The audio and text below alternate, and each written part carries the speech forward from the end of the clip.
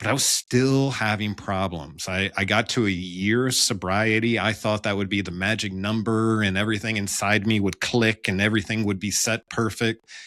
And it just didn't.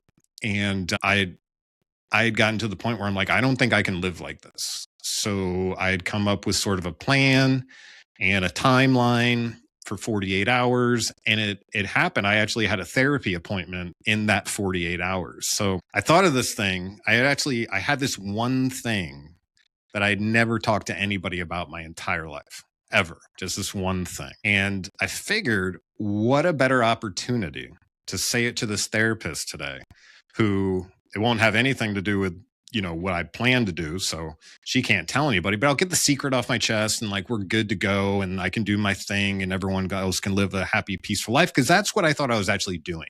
I thought I was removing the problem. I was the problem. I was removing the pain. I was removing the issue, just the headaches, you just don't want to be that person.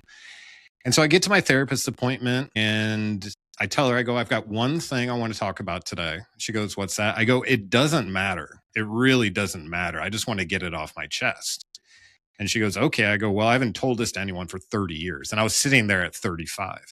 And she goes, okay. I go, again, it's not going to matter. I just want to get it off my chest. I'm, not a big deal. But when I was 5 years old, my friend's mom's boyfriend taught 2 5-year-olds an adult game that we played quite a bit. And we actually thought we were part of a club, that it was fun. It even felt good. Okay.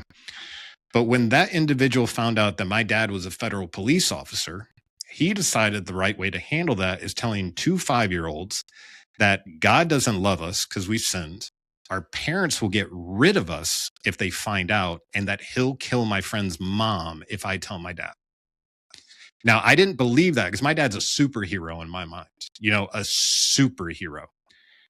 But the idea of someone being hurt was new to me. And I used my 5-year-old mind and I was trying to think about it. But it just so happened that within 3 weeks of that happening, my parents had to go from the island back to the United States because my dad had to have a triple bypass. So my dad, my mom, and my little sister went to the States while I stayed on the island with a family I didn't know. I thought they had found out. So my 5-year-old mind basically shut the trap that I had been put in. Because typically what happens to 5-year-olds in that moment, and it happens more often than we think. And what's funny is I tell this part of my presentation when I talk in front of law enforcement, military personnel, or anyone. This is where people end up staying afterwards to talk about the little kid stuff, because they're like, I had something like that happen too. I didn't know I could talk to someone about that. I'm like, me neither. You know what I mean? But so I wasn't going to tell that secret. And I ended up saying it, and so I kept the secret. And that's when the therapist looked back at me and she goes, that's it. And I go, what do you mean that's it? She goes, that's the hook. I go, you're going to have to explain that a little bit better. She goes, all right, let's imagine, and we'll use this too, because I think a lot of people have heard something that parallels this. Let's imagine that 5-year-old Cameron had a trauma happen and it's a piece of string.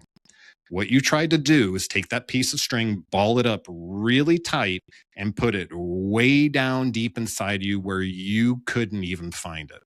And I'm like, okay.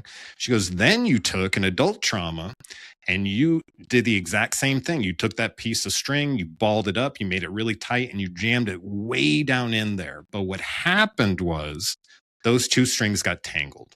And as we've been teasing apart the adult PTSD from being shot, there are similar feelings that you encountered in this childhood trauma, which means it's being activated. So in order to process fully the adult thing, we're going to have to look at the childhood thing. And I said, no, thank you. We're not doing that. Not happening, right?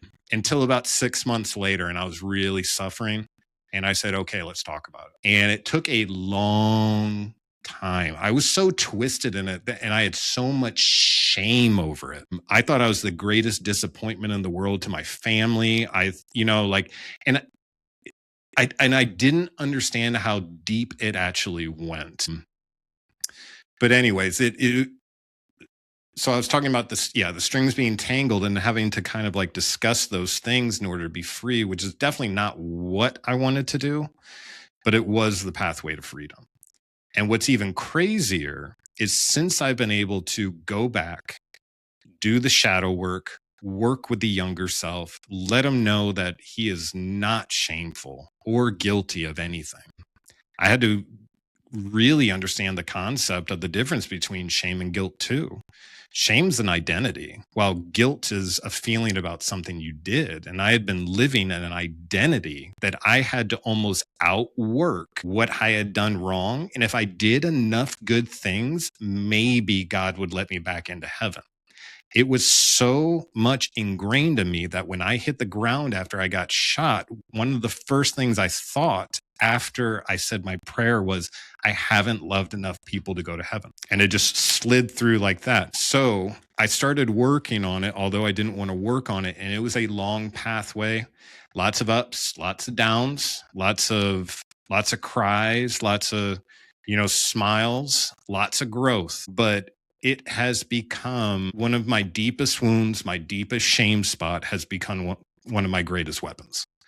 Because now I actually say these things out loud and people go, thank you.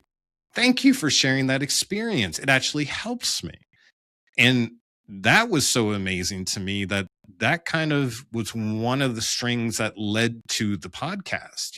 Like, why are we? Because I was guilty of it. I was sitting at home dealing with what I was dealing with, and then going onto social media, looking at people and their sunshine and rainbow posts and thinking that everyone had a great life. And I was the biggest loser in the world.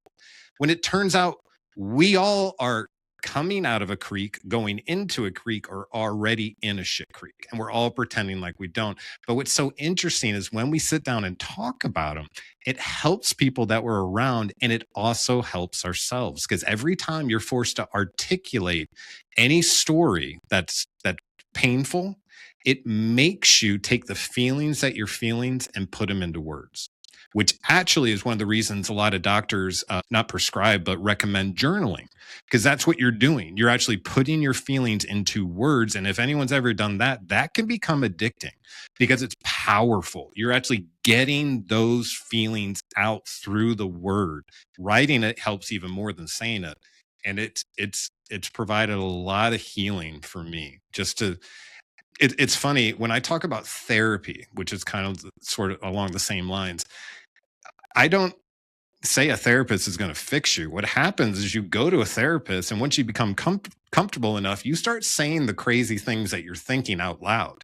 And before they can even say anything, you go, whoa, that sounds a little extreme. I didn't realize I felt that way. That doesn't sound like the way I feel. So you get to work on it and kind of like fix what's going on inside you by articulating kind of how you're feeling. And someone gives you a couple guidance here. Well, do you ever think about this? And then you get to think about it and kind of make your way. So when I talk about therapy, I always recommend it.